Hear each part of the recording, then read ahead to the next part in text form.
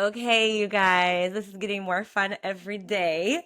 Today I have on the Dream Doers podcast, one of my most favorite creatives in the whole industry in Kansas City. And when I say creatives, I'm like all encompassing. This woman is a queen. So let's welcome Jessica Roark with Haga Photo. We just celebrated last week her 21st birthday or business anniversary. So I imagine in 21 years, we're just going to start like with a banger, right? We're going right in because I have so many things I want to ask you about. So in 21 years, there's got to be some hard things that have happened in business and life that you've had to overcome to keep going in the direction you want to be going. So, do you want to share some of the hard lessons you've learned in 21 years? Um, yeah, you start a business and it's like rainbows and butterflies. Like the creation of a business is fun. Building your brand, building your color palette, your website, your offerings, having your first client like actually hire you, doing a good job. Like all of those things are so initially just like addictive. Ultimately you're going to hit a point where things get really hard. And honestly, for me, what's interesting, I was thinking about this, is the hard thing for me was balancing my personal life and my professional life because my personal life was difficult kind of from the get-go. The beginning of my business kind of correlated with the beginning of my marriage. And um, not to go all out on my former husband has plenty of wonderful qualities. I would say our dynamic was really difficult. And so I think what fueled me so much in my business, like a lot, was it was a good escape from the hardship of my actual life. I could escape into these fairy tale weddings and relationships and beautiful days, or creativity. Just even if it wasn't a wedding, it was just creating something beautiful. And admittedly, it was a bit of an escape from the pain and hardship in my personal life. Um, the pain and hardship in my personal life also helped me develop like really good conflict resolution skills, which I think are really necessary as a business owner. Ultimately, you'll have a client whose expectations you didn't meet, or someone who's working for you who um, is upset by the way something was handled. And so I think that, if we're trying to see the silver lining in everything, it's like the hardship of my personal life created the grit, um, and the abilities that I have had to navigate the hardships in my business life. So I'm kind of thankful for them. But essentially, the hardest thing was figuring out how to manage my personal and business life at the same time. Yeah, juggling both as a full-time job. And you Yeah, don't realize how many hats you're going to wear in yeah, both. yeah. So, how did you kind of balance motherhood and a partnership and business and then partnerships and business, all of it? Uh-huh, uh-huh. I'm a highly relational person. I love people. Um, so having a kid, when I had my first daughter, it was 7 years into me having a business. And at that point, the business was pretty well established. And I had even brought on, I think, three associate photographers by that time. So the beautiful thing about that for me is everything I ever wanted with the idea of having associates came to life when I had this baby, which was, as women, it is incredibly difficult to do it all, to have a baby, to show up at the weddings when you're 9 months pregnant, to have any sort of maternity leave. So if we have a team of people, then hopefully that will become more doable and just easier on the nervous system as a mom. And it was. So when I had my first baby, her name is Sloan, she's now 11. My team showed up big, coming in and helping me shoot the last weddings before I gave birth to her. And then on the tail end, making sure that, they kind of manned the admin and the emails and all of that so I could have at least a few weeks of maternity leave. And that is actually what the vision of the associateship was from the beginning. So it was really wonderful to see that come to life. And then as my associates then got pregnant and had babies, it was time to give back and say, okay, I am not breastfeeding and I'm not carrying a child at this point in time. How can I help you? How can I come in and alleviate you so that you can enjoy being a mom? So I feel like that has always served a really beautiful purpose. And I really tell people this, I just don't think that I was ever meant to work alone. I just, I love connecting with people, collaborating with people, using other people's gifts to balance out mine. Um, I'm super aware of where I'm gifted, and then I'm super painfully aware of where I'm not. And so trying to find people who have something to let them shine in places where I simply don't it's like really satisfying, to like be able to stand in my own giftingness and not try to be everything to everyone, um, and do everything well, because I'm not gonna, you know. So I've learned a lot from my associates and allowing them to kind of take leadership in certain areas. And all of that has led to I think, why I have not burnt out over 21 years. Um, has been kind of a shared responsibility, just a team approach towards servicing our clients and creating here in Kansas City. I love that so much. Essentially, you're building a community, which we all need to Yes. do life with, and it's kind of flowing between your personal life because they've become your friends, and then you have them in business. And it's kind of, you're a mom, so I can say this and be goofy about it, but it's like you've built this mothership. And Yeah. you're like you said, you have your gifts, they have your gifts. So you're like, in order for me to be the best version of me, I need people to fill in these gaps, but I also really cherish them as people, and I've watched you from the side also propel these people into their giftings. So that's really special. Well, What, that go is ahead. also the role of having a business is you're always learning, you're always shape shifting and figuring out what the next best thing is for your business. And what I'm learning now is, as a leader, I've never wanted to stifle someone's growth and like keep them from pursuing their own dreams. And so here I've had these associates for some of them like over a decade, over 15 years, and recognizing that one of the most loving things I can do is to just let them go and support them. It's been hard to find the balance between how do I support them, but also protect my own business. You know what I mean? Because I don't want to set Mm. a precedence that people can come into my business, take advantage in any sort of a way, and then leave and take everything with them. At the same time, I really feel a sense of purpose outside of creating photographically about helping people create themselves, their own artistry, their creative outlet, and sometimes their own businesses. So I would say that's my current state, is just like really having to like dig deep and like figure out that balance. Um, Swear, and then yours bark. I swear mine do not bark and don't move until I do these things. Muffy, come here. Come here, babe. Floyd, Muffy, come here. so Come here. funny. Come here. She's kind of a therapy dog.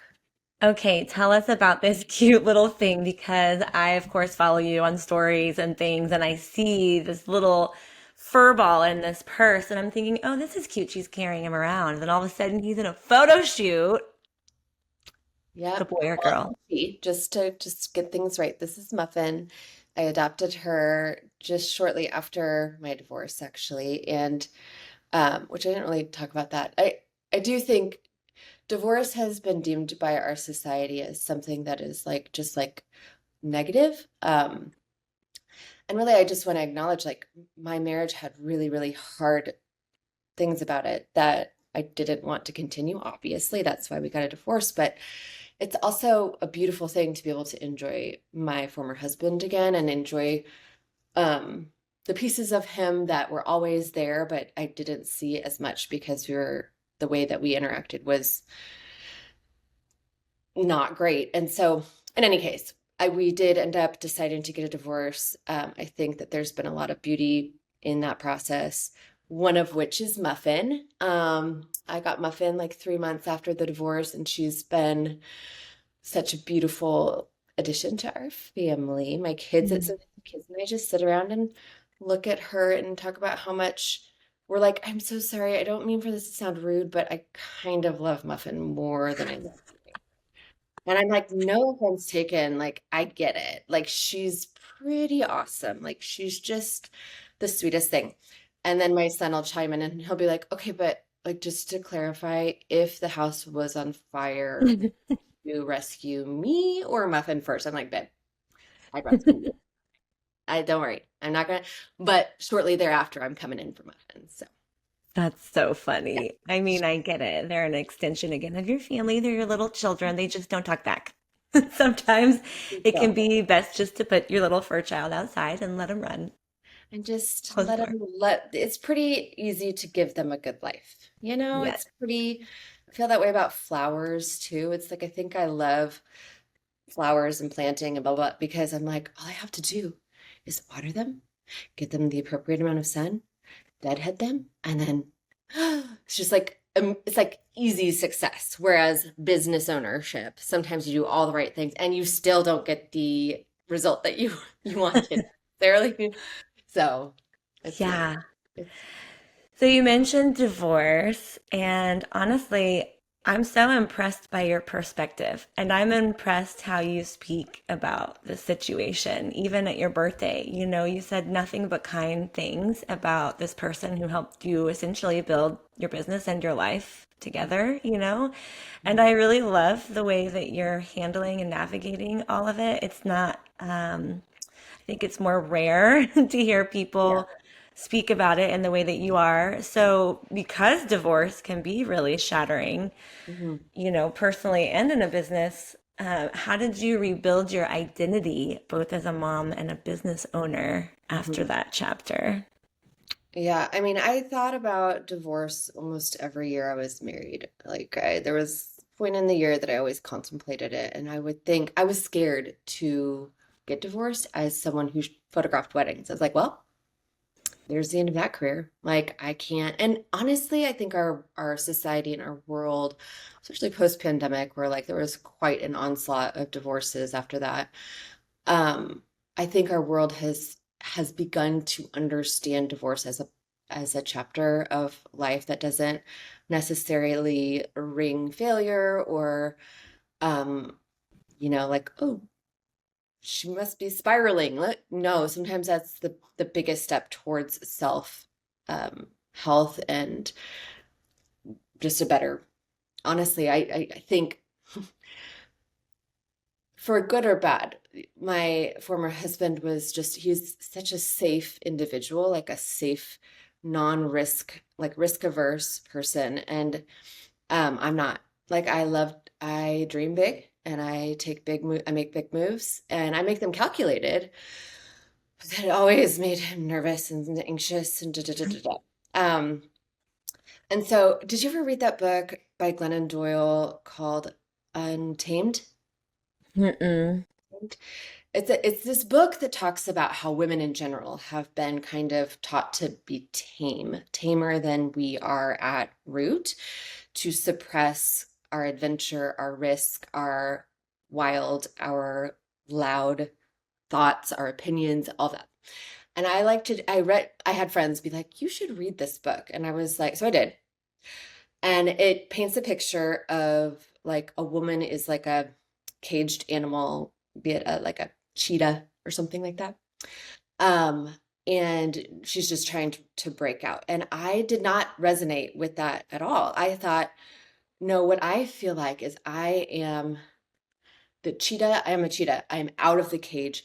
I'm dragging this cage. I'm trying to run at 50 miles an hour, Ooh, and this cage is behind me. I'm just dragging it and like having to gain a, that's what marriage is. You do have to, it's a joint effort. And so I would imagine my former husband feels some relief to no longer be being pulled along life is fierce of a cheetah. in directions that he doesn't want to go in, and to that I just think he deserves to have a life that makes him feel comfortable, and I deserve to have a life that includes adventure and exploration and successes and failures. Like, I would say I just have increasingly become less concerned with failure because most things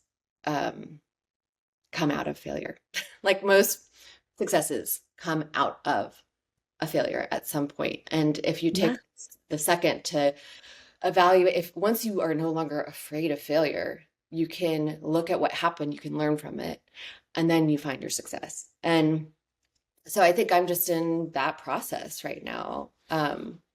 And it's beautiful. I mean, I hear all the time, you're refined in the fire, right? A glass blower has to put his creation back in the fire to refine it and get all those imperfections out and to grow it and mold it. So while it seems very scary and confusing, or you're navigating a lot of unknowns while you're in it, it's hard. But then when you start to get past some things, you see why things happened the way they did, or why it was important to go through it in such a way, right?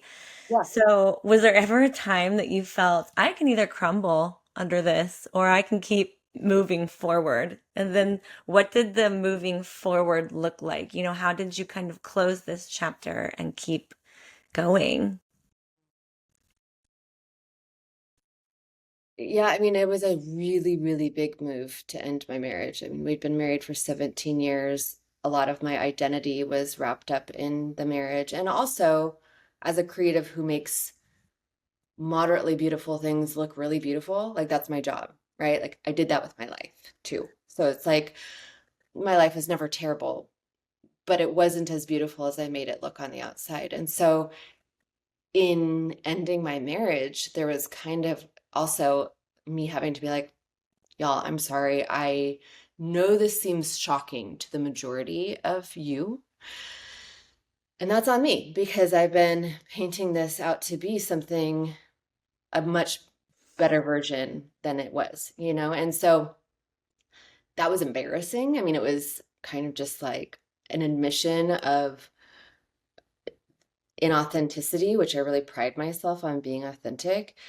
And but I just had to own it and ask for people to understand and trust that the decisions that I was making was for the best for me, my family, and for my business. And I think I sensed the side eyes, like what I think anytime someone is going through a divorce, people kind of watch to see if you're gonna like unravel, if you're gonna go wild, if you're gonna and I just had to, again, put the blinders on and be like, I know I'm just going to stay connected to my true north and who I am. And yes, I am probably going to seem a bit more adventurous because I am at my core. Like, this is who I am.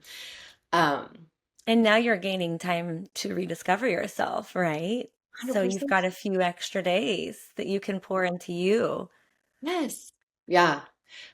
And connect with people and create. It's just more time to connect with people and to create in different ways. And it's a beautiful thing. It's just like I just feel so in alignment with my core, with who I am, with who I was created to be. And so that while there's still sadness of a loss of family and the fact that my kids have had to navigate just an adjustment, nobody Yeah. celebrates that. And I didn't make that decision lightly. I waited until I knew that they were old enough to like be able to manage, but they've done really, really well as well. I mean, I think they have. I mean, we all need therapy, but I, Mm. everybody needs therapy. So, it's like to be forced into therapy at a young age is probably good because it normalizes therapy for your life, which is probably good. So, Yeah, and pain and hardship is inevitable. I have, been talking about this for quite some time. I don't know why we think growing up we don't need tools to prepare ourselves for hard things to happen, both in jobs and school and personal life. But for some reason, we were kind of taught growing up that things would be so wonderful. And then when it happens, you're like, wait, what? Even though we know hard things happen in life, it doesn't feel real until it happens to you. mhm. And then you kind of feel ill-equipped. So, yeah, if we Your can. choice is to like fake it and like try to just, muscle through on your own or to let people in, but that requires some level of humility to just be honest. And but I found so many people feeling like permission to also be honest about where they're at and for me to be a support to them, not to say, hey, everybody go out and get a divorce. That's not it. But like, hey, like this is a good opportunity for you to look at how can you change the trajectory of your marriage?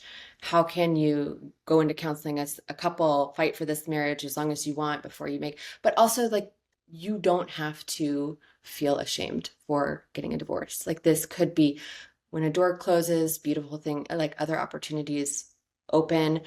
Um, so I don't know. It's just I hope that on some levels it has been a breath of fresh air for those around me who've watched me navigate it. And like you said, I know your situation with your former husband is different on so many levels. Like there's a lot more involved that would make it difficult to reach a place of peace. Um, but it was with intention that I basically led with kindness and didn't accept anything other than that from him in the couple of rocky moments we had. And it's like parenting, like anytime you're trying to instill a behavior and you like are consistent with it, like it usually there is some fruit from that. But I joke, our divorce counselor was like, or our divorce lawyer was like, wow, you guys should write a book on like how to navigate divorce with like kindness and generosity. And Oh, like great co-parenting was happening and they were seeing it. yeah, well, I mean, it was more like division of property and like all that. And it just was like, whatever, like we're starting over. Like the beautiful thing is it's not like we're like bajillionaires and we have a massive amount of like yachts to divide up or something like that. Like that made it easier. But there were things of value. And to say you and your what we want in general is wellness for our family while we're ending the marriage, we're not ending the family. So I want what's best for my kids. And if that means that you have this amount of money from the house or blah, blah, blah, blah, that's what I want. You know what I mean? Yeah. But I joked and I tend to turn to humor in moments of like discomfort. But I was like, well, good thing we can write a book on divorce because we sure couldn't write one on marriage. Oh my God. Like, we couldn't figure out kindness and generosity in marriage, so here we are writing a book on divorce. But I am proud of it. I am proud of like the way that we've navigated it and hopeful for the future. And I think it's as good as it can be. But Yeah. Well, to thank you for sharing all that, yeah, and being vulnerable. And I know for me, navigating a lot of the hard things, I realized so many people were reaching out, kind of saying them, me too, quietly behind the scenes, or no one in my family or friends know about this yet. But I can tell you're going through things. And so, like, I started to see a lot of the true mask of social media come off and people were reaching out, which led me to creating a resource center for support and therapists and people to follow and kind of how I got through my stuff. But for me, and just like you said, authenticity is huge. I don't want to ever present one thing online in business or in personal life and then have that be totally false behind closed doors. I want to be the same in my home as I am at church, as I am at a bar, as I am at a sports game, you know what I mean? And so I really started trying to push the conversations and the dialogue online, especially to be more real and it was super repelling. People didn't actually like it. I think people go through enough hard things in their day to day that they sort of want to have that mask online where it's like, we're focused on the good things. I only want to see what people are going through that are good because I want to be uplifted. And then the second you start talking about hard things, it gets super challenging because you're like, I don't want to just sit in it. And I never want to feel that way as well, right? Like there's got to be that projection forward. Let's talk about the realities, but then how can we navigate those and get through it? So, with all of that said, how did you learn how to have some pretty hard boundaries that, separated what were your non-negotiables to protect your children and your family, and then to also set those boundaries for your business? Because I know they blend beautifully together since you bounce between the two. But what were your boundaries during all of this, again, to kind of push you forward? Well, I know I am not like a huge private person. If it were up to me, I might share more than what I did. But I also took a moment to pause and be like, I don't need to make a public announcement about what's going on in my personal life unless it's like my closest friends. Of course, they'd walked this marriage with me for 17 years. So I told them, but to the masses, I was like, I don't feel the need to publicize, make an announcement, da da da da da. If people are close enough to me, they can ask me if something's going on. But my former husband is very private. And so I knew an act of love for him would be to not discuss um, the matters of our divorce, especially when it was happening, because it landed differently for him, you know? And so Yeah. um, I really didn't say anything about it until it was over. And then I was in my feels, and I think I posted one picture of like the signed papers and just being like, man, that sucks. Like nobody gets married wanting this to be the result. And I'm sad, you know? And Yeah. that was one day, and that was it. But I have like three Instagram accounts. One is for my wedding business, Ipega Photo. One is for my personal life, which is like a protected, like request only account. And then one is for my fine art. And what's interesting is I just have not posted to my personal account like at all since this whole thing started. And I think it's because that whole account is my family, like my whole family. And to be honest, I've found myself being like, well, number one, I don't need three Instagram accounts. But It's more to manage. like it's just, but also there is this bittersweetness about going back to that account and posting, without my former husband. And so I just haven't like, I feel like I never really force those issues. Usually like at the right time, my true sense of self will be like, you know what, I think it's time to shut that whole account down. Or maybe, I don't know, but I'm not there yet. So, but otherwise I really don't dialogue about it much on social media, really. Yeah. Yeah, well, let's dive into some more creative business chat because, again, I just want to pick your brain about so many things. And I love that you're open to sharing all this. I think it's a beautiful perspective that a lot of people don't have. So I hope it gives listeners some insight to be like, oh, it doesn't have to be hard. It doesn't have to be that way. Like there's beauty in what we've built, and we're going to maintain that. But talking about Epega, so I know you've got your different accounts and you've kind of got different creative journeys you're taking. But talking about Epega specifically, how have you kept your creative edge while also managing like the mundane business side of things that we all love so much? And then how, once you figured that out, did you even add the fine art side to all of Yeah. that? Well, I'm actually not good at what you just asked. I mean, I'm really not. Usually had in that is a pain point for me. The business side is a pain point. I think I look at you and I'm like, dang, she's so good at systems and creating businesses that essentially like run themselves. And I've never figured that out. I've always I got relied you, on, girl. thank you. Um, I've typically, in all of my years of having a business, have had an office manager who helps run the day in and day outs.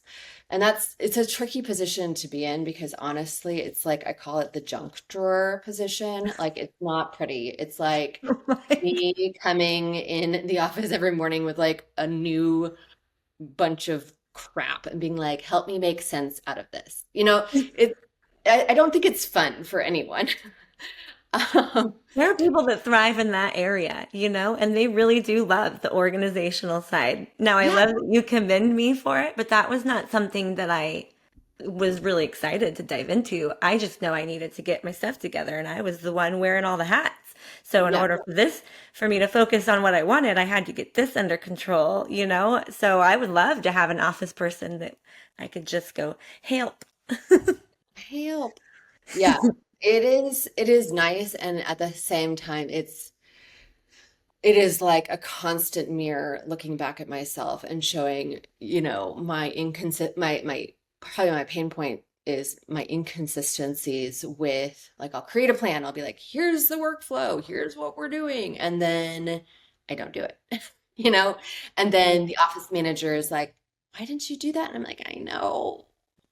I didn't do it. And so that is, I'm still figuring that out. We're 21 years in. I haven't figured that out. It has helped immensely to have, I started with my first CRM um, maybe 5 years ago and created actual workflows so that the clients had actual consistent promptings and like we did things at the same time in the process. But again, like working the clients, I created them, and then working the clients through all the way through the workflows has been a challenge.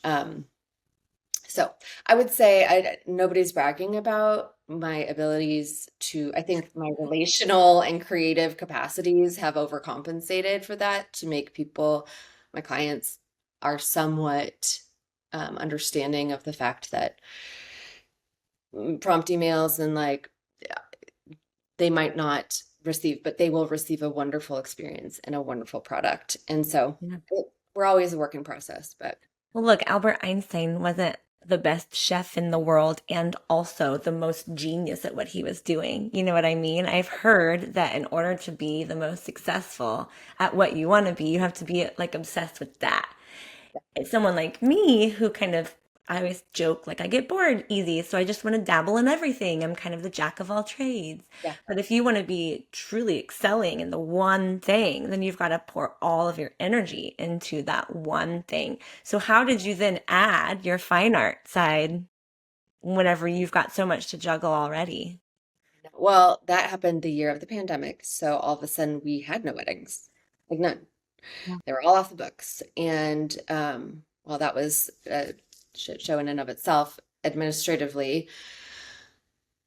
Survival for me, it was like now I'm not connecting with people and I'm not creating. And I'm just doing admin work and redoing my contracts and having and so it was one of those moments where it's like an undeniable prompting of whatever you call it, God, universe, spirit, where it was like it was almost like a wave that was like I was not going to be able to not do it.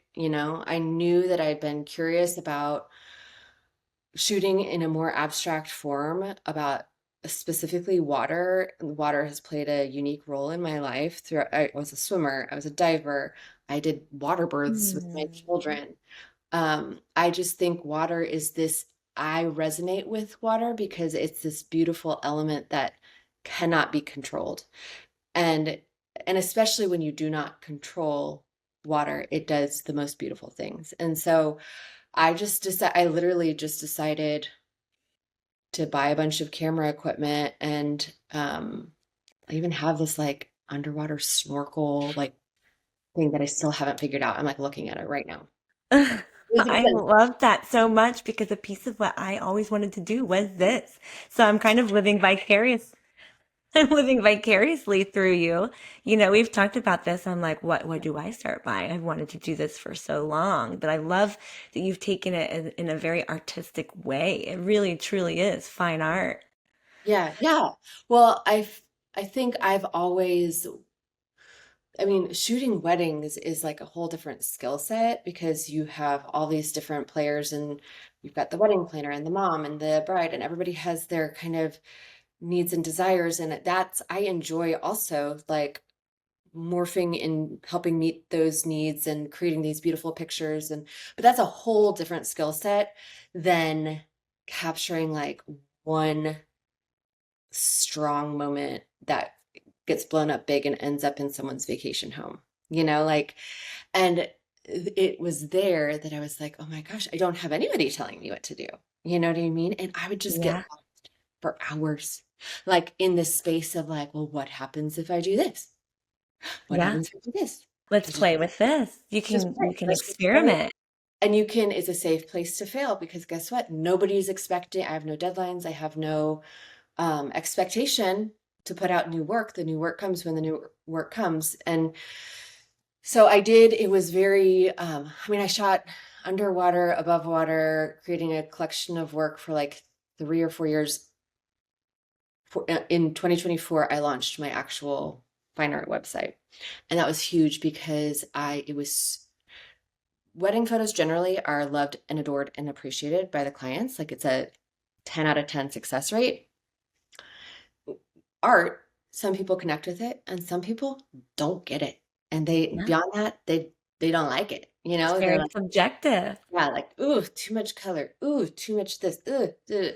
And so I was like, okay, and putting this out there, like, I think it's good, but like, how are people going to respond? And Yeah. it's been so encouraging to see people experiencing it in these different ways, like connecting with the art in these different ways, escaping them. It's a lot of what I was honestly experiencing on a personal level. I was like, it was coming out visually for me, Yes. like an escape, like I'm yearning for this peace. Underwater, it's very peaceful.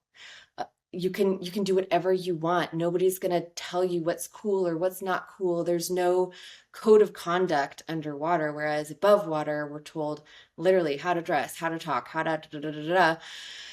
So it's just like this escape, above water, there's noise, there's news, there's chaos, there's war. Underwater, it was just like an escape from all of it. And so I Quiet, serene. quiet, serene, healing.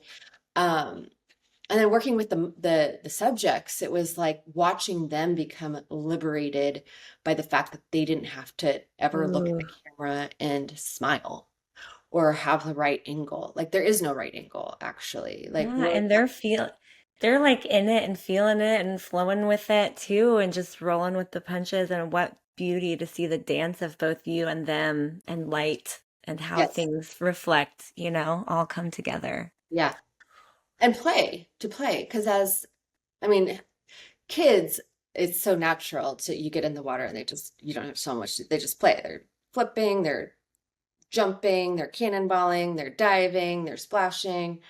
Adults were like, we literally forget how to play underwater sometimes. And so just usually I just tell my subjects, I'm like, hey, we're not here to perform. This is not a performative thing. I don't need you to Mm. look like a model. I don't need you to look like any picture I've ever taken because your energy is unique to you. And that's what's going to come out underwater. It's just like your pure energy. And I think when people it takes a little while, like any photo shoot, to like get them to truly be like, okay, I don't have to perform. Okay, Yeah. I don't have to look perfect. Okay, I'm just going to play and let go and have fun. And that's when, a great image happens. Um, and I think that's what my fine artwork really in a nutshell is just like liberation. It's just like it showcases liberation and that deep wild that I believe we all have, whether you're expressing it or not. It's like giving permission to my client that the ones that become like in my art gallery collections is a very defining moment for that person where it's like, and that's when it happened. You know what I mean? Yeah. And it's almost therapeutic. Which is so interesting because my background is in therapy. And I'm like, I feel like I am inadvertently helping people work through some of their own traumas and just expanding. Maybe not even working through their traumas. They're just expanding out of the societal bubble that we're encouraged to stay in, and they're expressing in ways that they haven't had permission to express before. Um, so that's I been love that. I love that. And I didn't know that you had started in a different field and made your journey here. So you had talked about how healing, water is for you, and then what a cool connection for you and your clients to both have this liberating thing. So what role has faith had in this journey from the healing world all the way through the creative world and then this beautiful blend of both now? I mean, I grew up fundamental Christian, and I say that with a sense of like pride because I know that it's shaped, like I have an undeniable belief in a higher power. I think the way I was brought up in the Christian church was very limiting to who God is and what God is capable of doing. So it's for a lot of people I know it's been like um you know, kind of a complete dismissal of faith. For me, I feel like my faith matured. It was like, okay, so we were taught about this God that was like this big right here. And actually, this God is way bigger and way more complex with way more layers and beauty. Like I see so much beauty in all these new nuances that I think sometimes fundamental Christians would like side eye, but I think the complexity of you even take into, not to get into all the layers, but it's like you see numerology, you hear about numerology, you hear about horoscopes, the moon, the energy. It's like it's undeniable that these things are happening energetically, the moon, the cycles. And I believe that's a part of it's not God or, it's like God and. It's like it's Ooh, all. And what a genius, brilliant God we have if that is all interwoven and connected. And um so anyways, navigating all the hard things has been easier probably with that kind of foundation of like, okay, but I'm not alone. There is a God who loves me, who on my darkest day will hold my hand and care for me. And I've experienced that time and time again through the hard. I just, I've never been one to be like, I went through this dark time, so there must not be a God. It's like, yeah. I'm You going through, just accepted it for what it is in this life we're living uh-huh, and made the best of it uh-huh, and kept going. kept going. Yeah. Yeah, we seem to want to take things we don't understand, right? Especially talking in the spiritual world, and we try to put them in a little box Hmm. so that we can understand it. Hmm. But how cool. I feel like this whole interview with you has been like blowing the roof off, right? You're just like, we're capped out and I got to get out. This cage symbolism and this like box, and you're experiencing. It's really cool to see, as your friend and like kind of the business watching you too. And it's cool to see someone evolve and grow and like step into their purpose and step into their fullest self. And again, what a beautiful perspective that you've had, that you're allowing yourself to do that. You're allowing your ex partner to do that, and you're allowing your kids to do that, and you're letting it be. So many of us, myself included, you don't really have the tools to navigate. You don't have a manual when you get kids and marriages, and we think that things are supposed to be certain ways, and so it's really confusing and hard whenever something goes different. You're like, wait, I wasn't quite prepared for that. Can we, but I love that you're just letting it be, and you're taking it one beautiful stride at a time. So if there's a mom watching that's going through lots of things, it could be something different, maybe not divorce, maybe loss of a child or something. What words of wisdom would you give her when trying to navigate such a heavy personal bubble? How would you encourage her through this business that she's either creating or trying to step into, or maybe evolving? Maybe she's had a business. What would you tell her to keep that perspective. Because again, I feel like how you're speaking about all this is pretty different. And I hope you realize how special that is for you to have that mindset, you know? Well, it's either it could be annoying to some people. I think in the past, sometimes that like power positivity can be annoying. It's like, and I guess that's what I would say to when you say like, oh, loss of a child. I'm like, oh, okay. Now if I were navigating that changes things. Like that's a whole different beast. Yeah. But I think in general, it's just like for one, it's just letting yourself grieve and letting that be messy and letting yourself giving yourself permission to feel all the feels,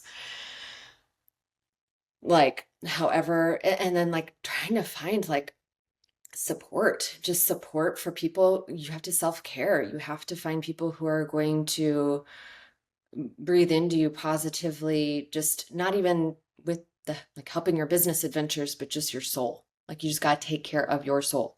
You have to find little things in the day that let you take a deep breath and enjoy life, and focus on just like one thing at a time. Um and then the years that I escaped into the beauty of creating in my wedding business while I was kind of dying inside, I'm not ashamed of that. That's actually not a bad coping skill. It's like to put all of your kind of angst aside and fuel it towards something positive and meaningful is not a bad move. And so maybe like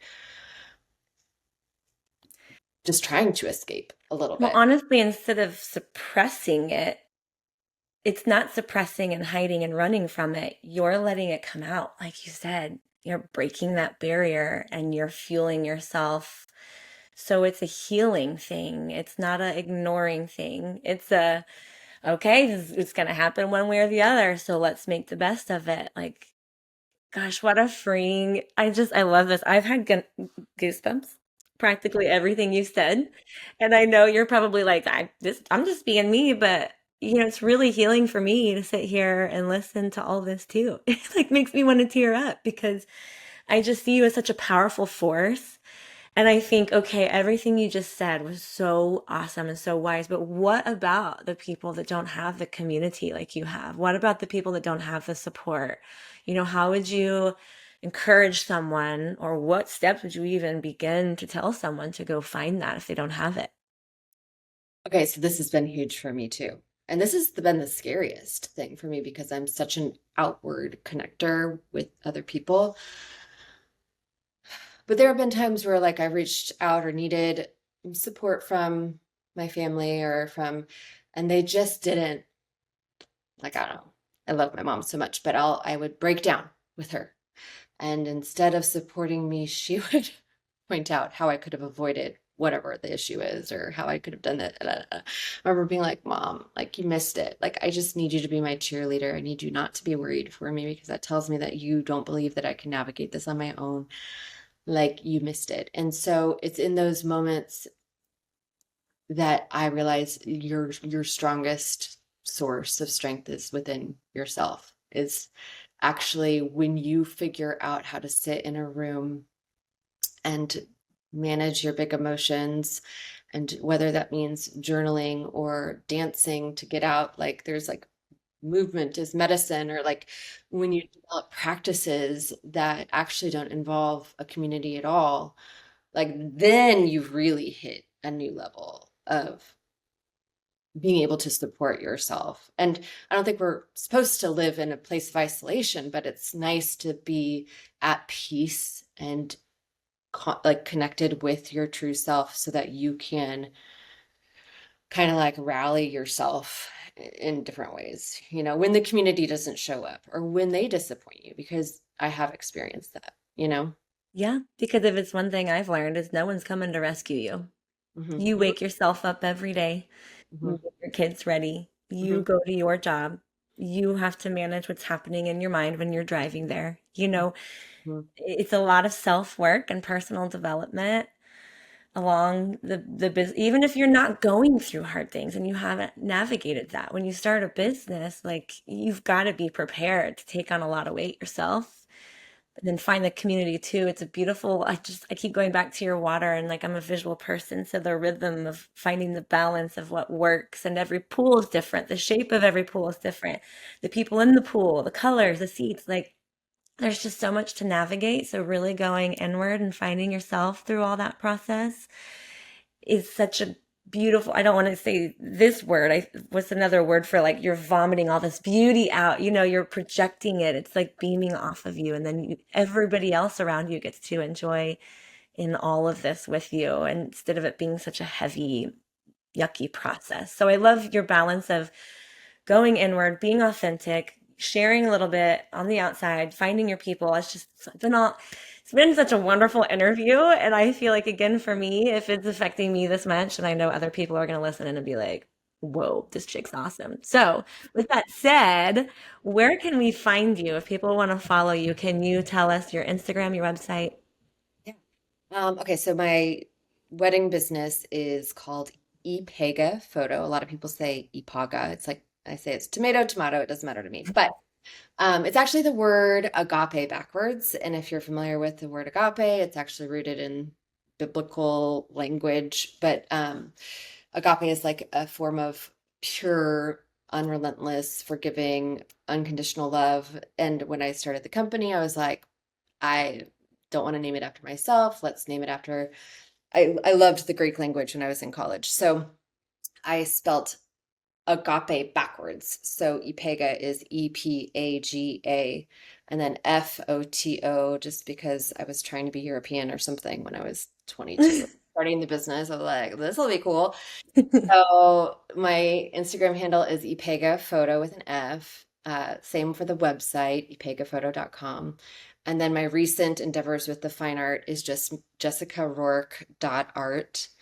And that's another interesting thing. People are like, so what are you gonna do now that you're divorced? Are you gonna like go back to your maiden name? And I'm like, no, like my children's last name is Roark. Roark is a part of my journey. It's a part of my story. I'm not working to like, um, it doesn't really feel, I'm not like trying to hide this chapter of my life. It was what it was, and it served its purpose. And I love being Jessica Roark. You know what I mean? I'm not gonna like change. Yeah. But yeah, so jessicaroark.art is my Instagram handle, and then my website is also jessicaroark.art, not .com, .art. So Girl, you are a queen of a person, like truly inside, outside, in business, in love, in motherhood. Like I've thoroughly enjoyed getting to know you and following you. And I know I again could probably sit here for 5 more hours and we could get wine and we could talk about so much more. So for anyone listening in, go follow her, pick her brain if you want. And if we need to, we'll do a part two and we'll just have you back. But thank you so much for being here. I adore you in so many ways. You've been such a mentor. I love in your 21st celebration last week, you went around the room and talked about how everybody kind of was a part of your journey and evolved you. And that was so special. And I loved hearing because I didn't know those things. But we all wanted to just bounce that right back. So know that all of us were like, man, we could talk about this girl for hours. You're a special force of nature and you're beautiful and you're gonna take off. We're gonna see this chick in like the top magazines, one day, and I'm excited for it because I'm like, I know her. yes, let's bring it. I'm Let's gonna get your signature now, right? do it. But anyway, thank you so much for being on here. I'd keep you for another hour, but we gotta cap out here. So I love you, Okay. friend. Love you. Thank you so much for inviting me, and I'll see you around, you know. All right, bye. Bye.